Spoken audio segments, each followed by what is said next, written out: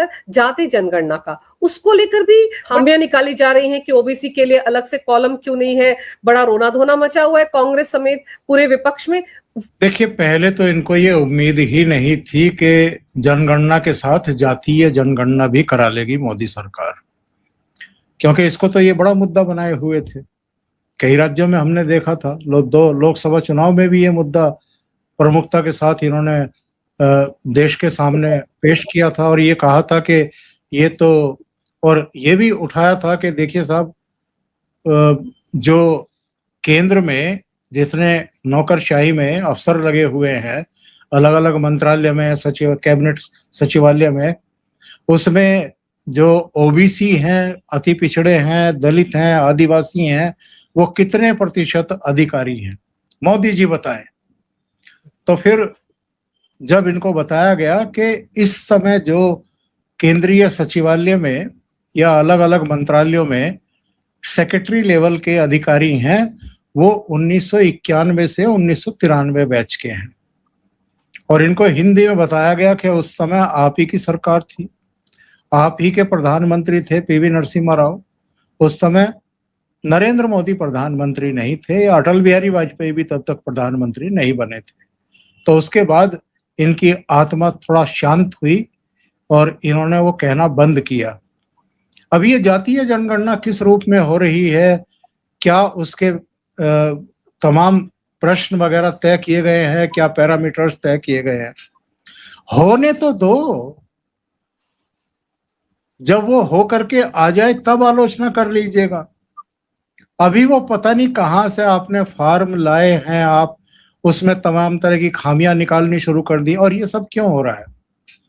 ये केवल इसलिए हो रहा है कि जो अभी गुड़ गोबर किया है इन्होंने वंदे मातरम के ऊपर, और उसमें जो इनकी आलोचना शुरू हुई है, जो क्रिटिसिज्म शुरू हुआ है, और ये देशव्यापी शुरू हुआ है, तो उससे फिर ध्यान कैसे डाइवर्ट करें। तो इसलिए एक ये मुद्दा उठा दो।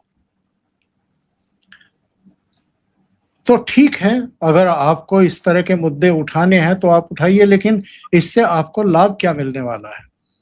लेकिन कुल मिलाकर के जो मैं समझ पा रहा हूं वो यही है, वो मंदिर, राम मंदिर में चढ़ावा चोरी का मसला हो या जातीय जनगणना का मसला हो, कुल मिलाकर के इनका प्रयास वही है जो 2024 के लोकसभा चुनाव से पहले इन्होंने किया था, कि जो सनातनियों की एकजुटता है उसको किसी तरीके से भंग करो, जातीय आधार पर उनको बांटो। सनातनियों में भी ऐसे बहुत सारे लोग हैं, क्योंकि हिंदू भी तो कई तरह के होते हैं ना। एक वो होते हैं जो गर्व से खुद को हिंदू बताते हैं, एक वो हैं जो हिंदू तो हैं लेकिन कुछ भी नहीं बताते हैं, चुप रहते हैं। कुछ ऐसे हैं जो अपने आप को शायद हिंदू कहलाना या प्रचारित करना पसंद ही नहीं करते हैं, और एक ऐसे हिंदू भी हैं जो इन्हीं के पीछे लगे हुए हैं। उनको ना विश्व हिंदू परिषद से लेना देना है, ना भारतीय जनता पार्टी से, ना संघ से, ना बजरंग दल से, किसी से कोई लेना देना नहीं है। तो इनका कुल मिलाकर के प्रयास ये है कि जो एक तो वो हैं जो गर्व से अपने आप को हिंदू बताते हैं, उनको कोई दिक्कत नहीं है अपनी अपनी आइडेंटिटी शो करने में और से ये कहने में, और तमाम तरह की जो गतिविधियां हैं उनमें हिस्सा लेने में भी। जो बाद की 3 श्रेणियां हैं उनमें से 2 श्रेणियों के लोगों को ये प्रभावित करने की कोशिश करते रहते हैं। इनको लगता है मुस्लिम हमारे साथ हैं ही, और जो कुछ राज्यों में क्षेत्रीय दल हैं उनका अपना वोट बैंक है, वो एक प्लस हो जाता है। इसके अलावा अगर कुछ हिंदू हमारे साथ खड़े ही हैं, हर हाल में खड़े हुए हैं, तो थोड़े से और बांट लो तो हमारी कुछ और सीटें आ जाएंगी।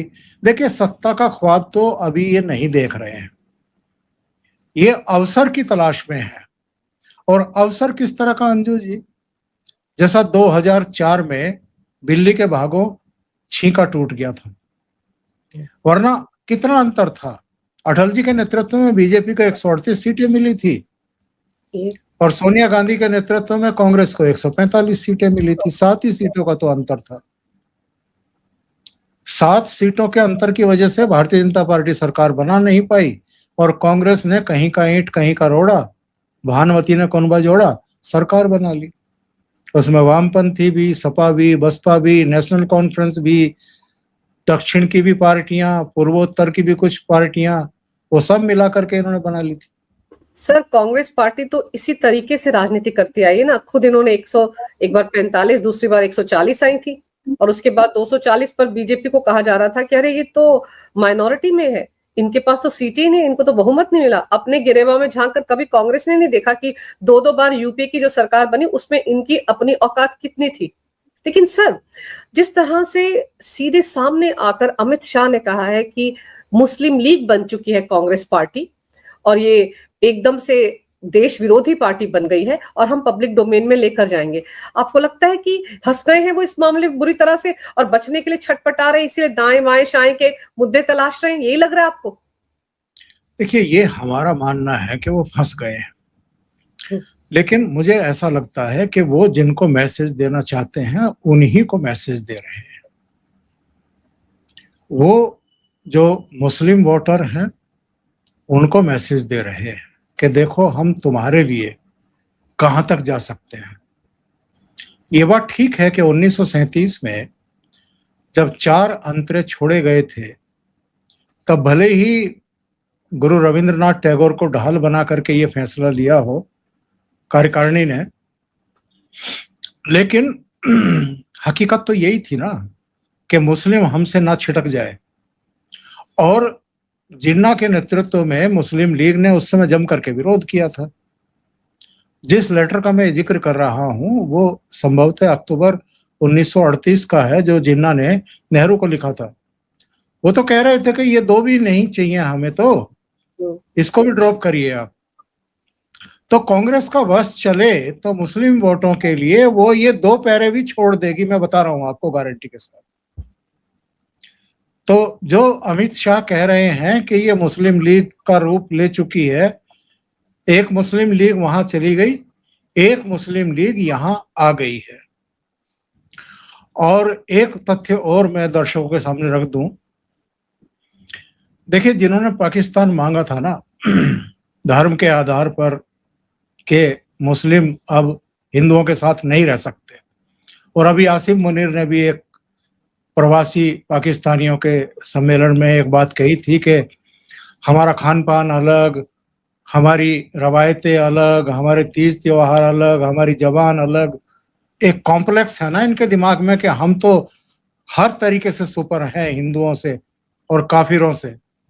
तो वही सब राग वो अलाप रहे थे और वही सब एजेंडा इस समय भारत में भी चल रहा है। इनका एजेंडा क्या है? और भारत का प्रधानमंत्री नरेंद्र मोदी का तो एजेंडा है कि 2047 तक हम विकसित राष्ट्र बनाएंगे। इनका एजेंडा है कि 2047 तक हम इसको इस्लामिक स्टेट बनाएंगे और उसके लिए गजवाए हिंद के वो सारे जितने भी इनके तौर तरीके हैं वो आजमाए जा रहे हैं। और उनके गजवाए हिंद को मूर्त रूप देने के लिए कांग्रेस से लेकर के तमाम क्षेत्रीय पार्टियां उनको सहयोग कर रही हैं। और जिन्होंने पाकिस्तान मांगा था, जो बात में कहते कहते रुक गया था, वो तो पाकिस्तान गए ही नहीं, यहीं रह गए वो तो। अब उनका एजेंडा है गजवाए हिंद का। तो ये जो इस समय मोदी सरकार कार्रवाइयां कर रही है, एक्शन मोड में है और बहुत सारी कार्रवाइयां चल रही हैं इस समय, वो सारी इसीलिए चल रही हैं कि जो इनके मजबूती के साथ आगे कदम बढ़ रहे थे 2047 की तरफ, उनको रोका जाए, इस बड़ी साजिश को विफल किया जाए।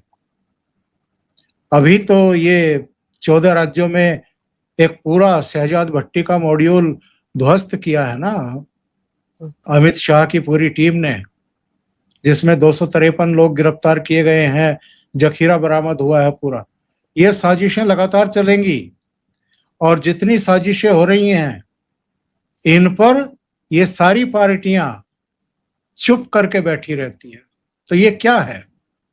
ये समझ में नहीं आ रहा क्या लोगों के या देशवासियों के? ये सबकी समझ में आ रहा है। और ये जो एजेंडा चला रही हैं सोनिया गांधी और राहुल गांधी, और कांग्रेस के नेतृत्व में विपक्ष की कई पॉलिटिकल पार्टियां, ये देख लेना इनको बहुत भारी पड़ेगा, बहुत भारी पड़ेगा, क्योंकि अगेन ये एक ऐसा मुद्दा आ गया है जिसको बहुत आक्रामक तरीके से अब प्रधानमंत्री नरेंद्र मोदी भी और अमित शाह भी जनता के बीच में लेकर के जाएंगे, और ये एक बड़ा मुद्दा बनने वाला है इन 5 राज्यों के चुनाव में।